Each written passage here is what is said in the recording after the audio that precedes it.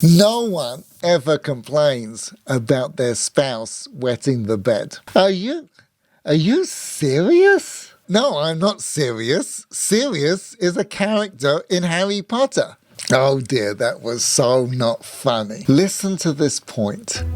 The kids wet the bed and the spouse burns the toast. And what do they complain about? The toast. That's obvious because spouses do annoying things. Listen, imagine you have two neighbors. On one side is a frat house and they're partying almost every evening and throwing beer bottles over your side and playing loud music until the wee hours of the morning and all kinds of other junk like that. And on the other side lives a little old man and his only annoying behavior is that his front yard is a little unkept.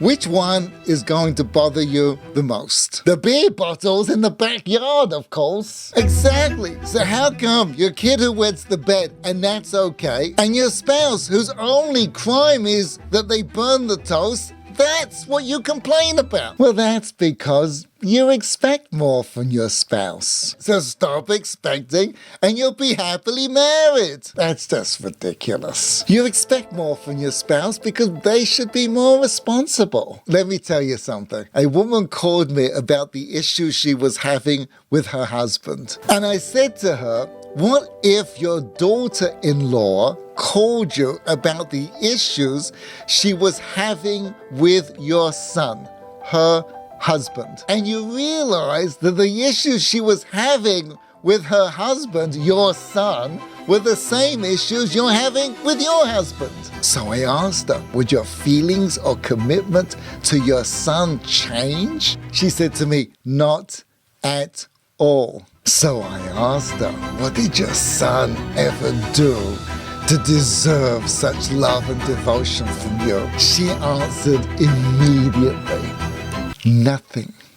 Absolutely, her son should be more responsible. She knows that, but she is not bothered by his behavior. That's okay. That's natural. That's her son. Let me ask you, what would you think of a girl who urinated on your tie? Here we go again. Are you sure you're not a proctologist on the side? And don't tell me this happened to you. Yep, it happened to me. Actually, I was wearing the tie at the time. Well, that's disgusting. No, it was kind of cute. In fact, she thought it was funny too. You can't be serious. I told you already, Sirius is a character in Harry Potter. That was not funny the first time you said it, and repeating it doesn't make it any more funny. In fact, I never told her husband, but I don't think it would bother him either, because it was my daughter. And she was 2 years old at the time. How is it that that same behavior is perfectly fine when it's your child? Because you love your kids the most. That's okay.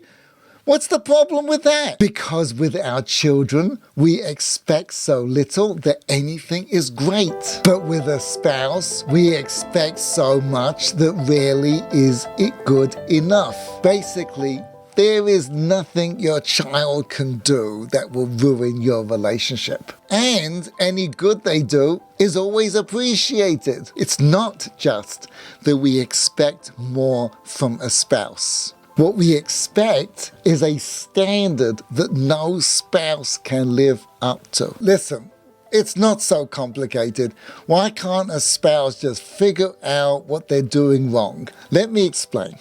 You never heard these words.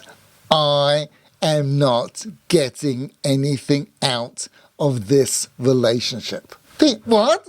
People say that all the time. That is, you never heard those words coming out of the mouth of a mother. No mom ever said to her child, this isn't working for me. That's because they're our kids. They came from us. Imagine they call you up from the hospital and they tell you, we're really sorry, but we made a mistake and this isn't really your kid. Would anything change? Can I get a refund on the hospital bill? Probably not. Okay, then nothing would change. I would still love this kid just the same. Do you realize what you just said Despite the fact that you know it's not your kid, you think about them in ways that makes the relationship work, and with your spouse, you don't. Okay, I know, but that's okay. It's not okay, because we could have just as loving a relationship with our spouse as we do with our kids. It's all down to how we think about it. One day your kids are going to leave,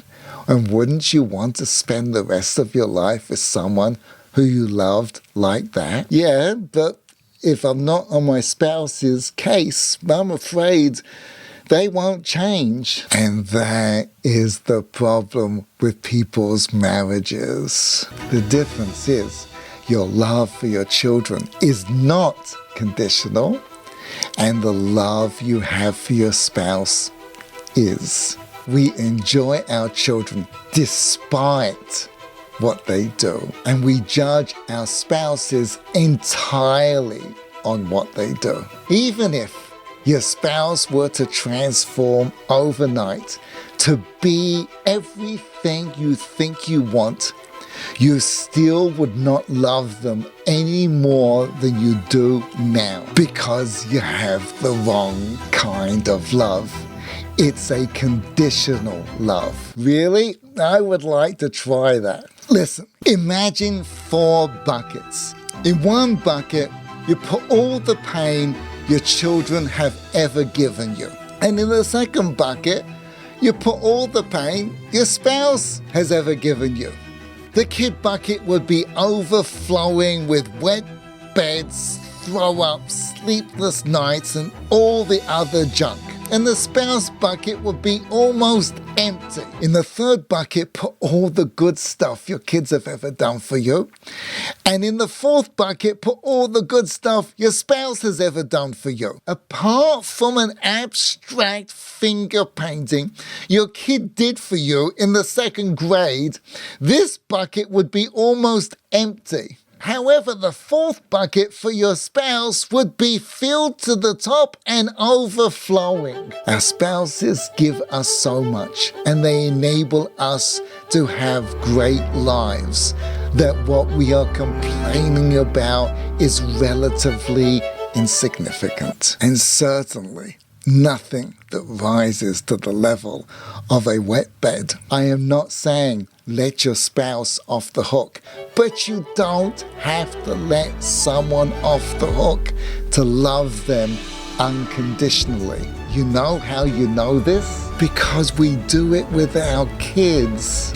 You catch on fast. But we do it even with a dog. Anything that becomes the object of our giving, then we don't mind what it throws at us. A dog can do the worst stuff, and it doesn't diminish our affection or commitment, because we have decided this is the thing that we are going to give to. And this is the golden rule that it says in the Torah. Exodus chapter 25, verse 2. In this world, you can get as much out of life as you are willing to give, because you give your children so much acceptance.